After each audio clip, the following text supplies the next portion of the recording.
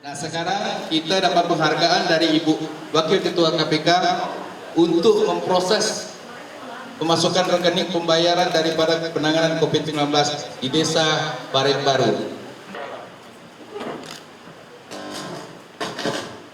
Terima kasih Ibu Bang yang sudah mengatur rekening.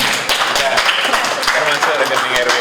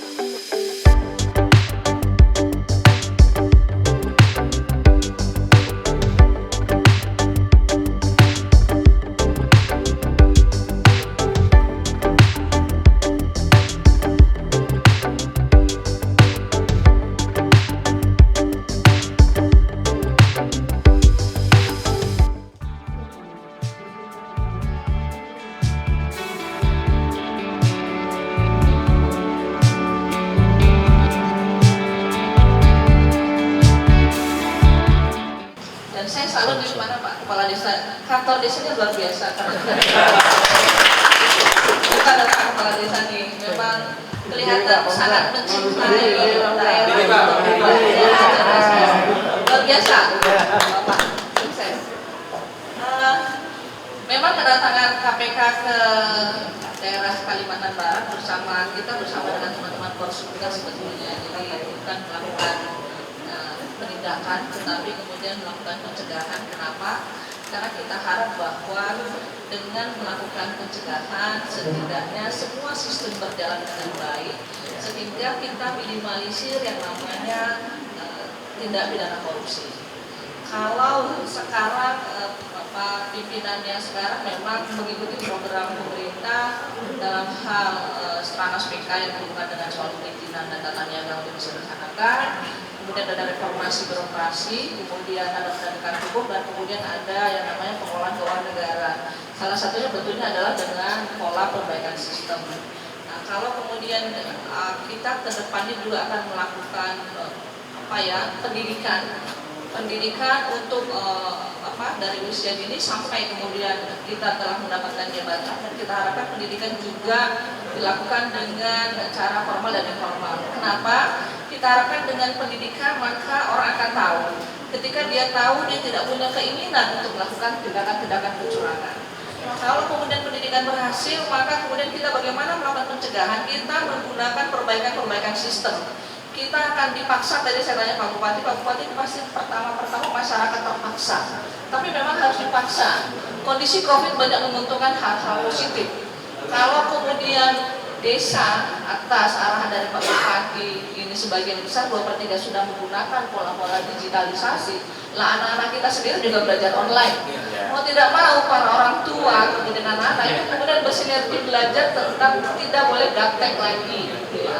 Jadi cuman memang beberapa hal yang berhubungan dengan jaringan, karena kita paham bagaimana geografi kita dari Aceh sampai Papua yang sangat besar, 2/3 adalah air, dan saya salut dengan kota air. Tadi saya katakan bahwa memang harusnya dimampukan karena Kalbar adalah kota air. Tadi saya salut dengan desa yang terjauh yang payah, ternyata Bapak naik speed 3 jam.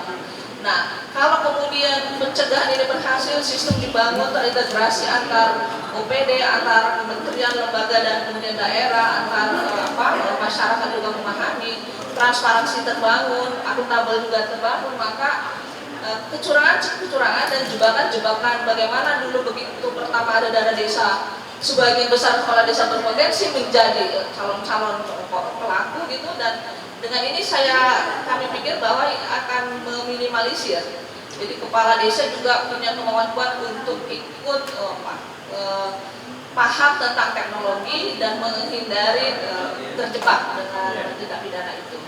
Lalu kemudian kalau kemudian sistem ini sudah dibangun, KPK berperan mendampingi, memastikan, merekomendasikan, memonitoring apakah rekomendasi, apakah usulan dan saran yang disampaikan itu dilaksanakan atau tidak. Bukan untuk kepentingan KPK sendiri, tapi ini memang untuk kepentingan seluruh masyarakat kita, seluruh bangsa, agar kita juga tidak terlalu jauh dan kemudian kesejahteraan terbangun. Lalu kalau ternyata ada yang coba-coba lagi untuk mempermainkan dengan coba untuk tidak menggunakan sistem dengan baik, maka penindakan akan kita lakukan. Jadi hari ini kita tidak melakukan tindakan Ibu, silakan makan. Nah, lalu kedatangan saya kemarin, saya mohon maaf karena juga saya memang salah satu pimpinan yang baru di KPK. Cuman selama 10 tahun saya berada di lembaga negara juga namanya LPSK, jadi Lembaga Perlindungan Saksi dan Korban, dan saya tidak asing sebetulnya dengan wilayah Kalimantan Barat, Pak. Karena di sini kita paling banyak hanya menerima kasus-kasus hubungan dengan tidak pidana perdagangan orang. Jadi saya bicara dengan Ibu Wali Kota, iya, dan kemudian P2TB2A, dan itu dulu relasi yang baik. Dan kemudian terhadap program-program ini kami mengapresiasi bahwa komitmen yang dibangun bersama pemerintah dan daerah, kementerian dan lembaga, juga bank pembangunan di daerah, itu juga kita harapkan komitmen tadi. Ada usulan semoga administrasi itu ditiadakan, Pak, karena memang kadang-kadang masyarakat juga bilang kita ngapain nabung di bank, nanti duitnya 10.000 yang keluar cuma 9.000. Ketika tidak diambil itu habis sendiri buat administrasi. Nah, itu mungkin ada cara-cara lain kali ya Pak ke depan sehingga kita bisa bersaing dengan bank-bank yang swasta, Pak. Karena saya tahu misalnya di bank-bank pembangunan daerah dulu diharapkan itu bisa mengelola APBD, kemudian mengelola penggajian dan seterusnya. Tapi saya melihat ke depan ternyata bank pembangunan daerah juga dipaksa bersaing dengan bank-bank yang umum. Sehingga ini memang dipaksa untuk punya selalu ada inovasi agar kita bisa hidup dan kemudian bisa berkembang. Sekali lagi kami berharap bahwa komitmen ini terbangun terus, Pak, dan ini menjadi contoh bagi daerah-daerah lain.